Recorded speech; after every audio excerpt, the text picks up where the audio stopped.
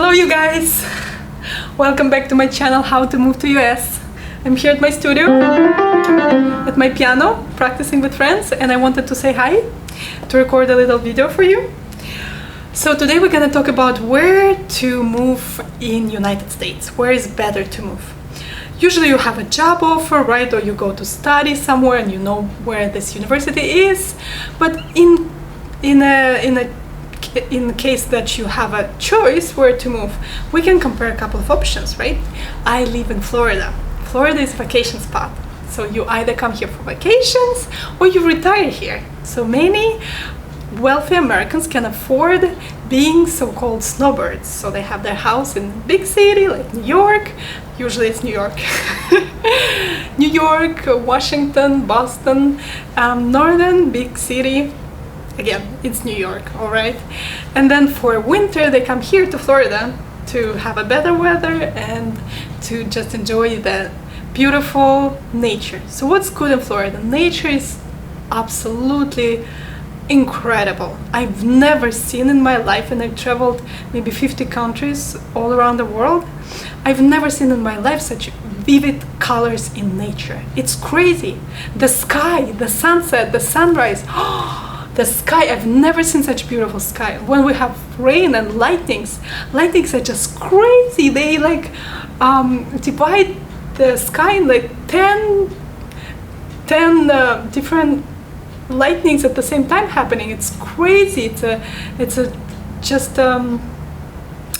lightning show. I don't know how to call that. That is incredible. And I've never seen such green grass, blue sky, purple flowers, the ocean. The ocean is a separate story, separate world, separate universe in itself. So anyways, Florida is beautiful in that sense, although a bit dangerous. You cannot come close to man-made lakes, and not man-made, just lakes in general, because there are alligators, famous, right? We're famous for that. But that's basically it. So beautiful nature and good weather, which gets pretty hot in summer. Summer are impossible to be here, believe me. That's why we have such fascinations with air conditioning, and the guy who invented air conditioning is actually in Capitol in Washington, his statue, to say thank you for his incredible accomplishment of creating and inventing a fan, an AC. So we are obsessed with AC. We have it in every indoors, and it's super duper cold inside usually, so you have to bring a coat with you, or a sweater. Coat, I'm kidding, of course, but a sweater to be inside, and then you're gonna be super hot outside, so you constantly have to I don't know, I'm just imagining things, but yes, it is true. For cold-blooded people like me, it is true. But that's basically it. We don't have many theaters, we don't have many museums, we don't have much what is accepted as a culture in the world, so we kind of just yeah, enjoying the ocean here. Which is not true about big cities. New York, Washington, Boston, they have beautiful museums, and in Washington is my dream city to live at, actually, because the mall is just incredible. If you don't know what the mall is, it's a center of Washington with all those monuments, the famous big Washington Monument, and with all Smithsonian museums, which are free. Can you imagine that? Free, like 50 museums you can visit, and they all free. I can't wait for this pandemic to be over, to travel again and to visit all 50 museums of Washington Smithsonian museums. Not only, of course, but that's one of the plans. So I want to see cherry blossoms on the mall. It's said that it's such, I don't know if you've seen the pictures, but the whole walk, this is a beautiful walking area, many miles, and it's in spring it's blossoms, and they have cherries there, literally cherry blossoms walk. So it's paradise, of course, for romantic people like me. Or fireworks for 4th of July. This is Independence Day in US, July 4. They just say happy 4th, They don't say, when I just moved here, I was saying Happy 4th of July, you know, pronouncing everything. They don't say that, they just say Happy 4th. Shortcuts that you will have to get used to being an American, becoming an American. So anyways, Washington and cities like Washington are incredible, with a lot of culture and theaters and public transportations, which probably closer to my heart a bit because I'm from a big city myself, Saint Petersburg, very cultural, and I need museums. I need my fix. My fix are museums, so I need something artsy and cultural to see before I feel like a person again. You know what I mean? So I kind of get restless here. And then we have California, which is just a state of dreams, right? Hollywood, a city of dreams, and all the movie industry there, and all the artistic people who come there with the big dreams of becoming famous and creating art to stay in the eternity and become famous actors, writers, composers, anything you can imagine. So this is a great state to be to because it's a beautiful weather there, and they have mountains that we don't have here in Florida. Mountains are important, guys. You need to rest your eyes on something hilly, resembling a mountain. Here we only have one mountain that I enjoy looking at, but actually it's a pile of garbage. That is true, it looks like a mountain, but deep down buried a lot of garbage. Anyways, I digress. So California is a great place to be, but what about the living expenses? You know how expensive it is to live in California? Incredibly expensive.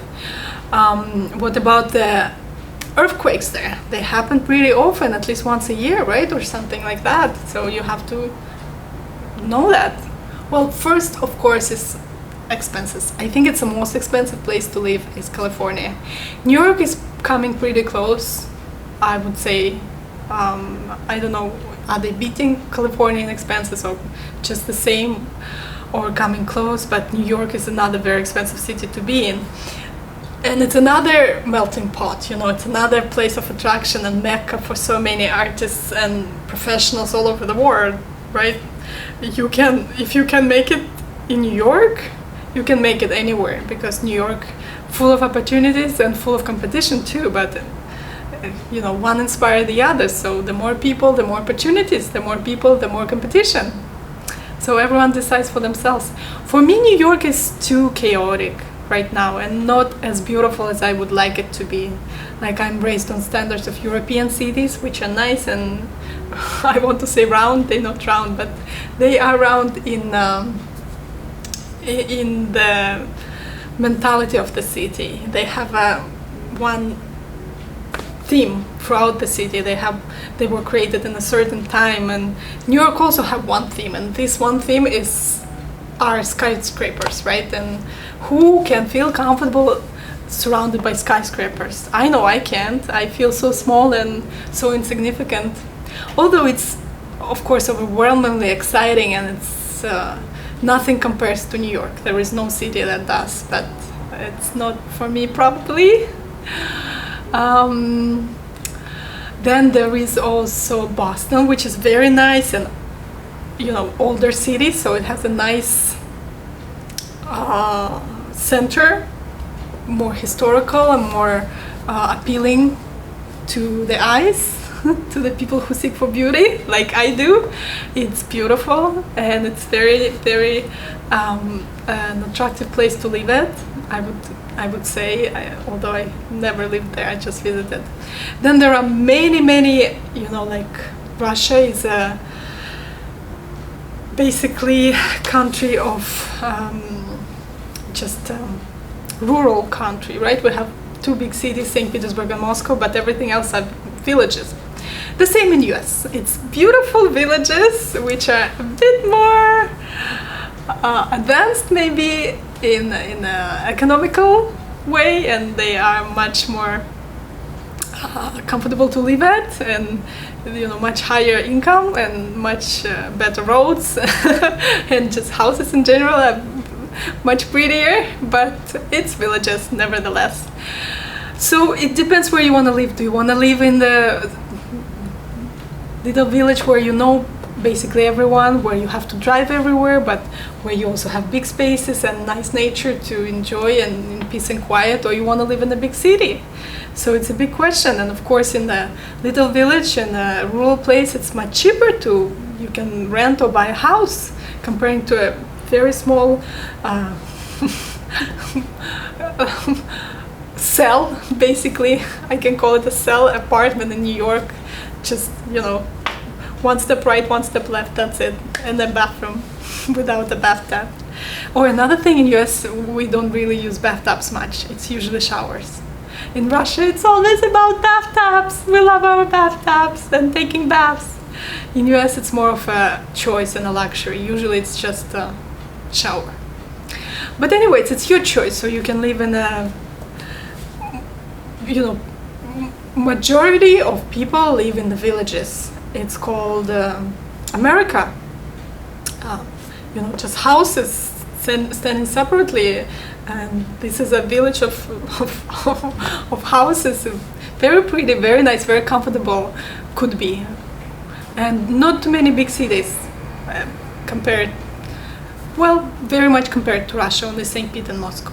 So anyways, a lot of choices, a lot of things to think about. And see you in my next video on my channel, how to move to US. I hope I'm giving you some advices, or at least entertaining you a little bit. Please ask me something. Why are you not asking me? I'm just kidding. I'm waiting for the question from you. Bye. Пока.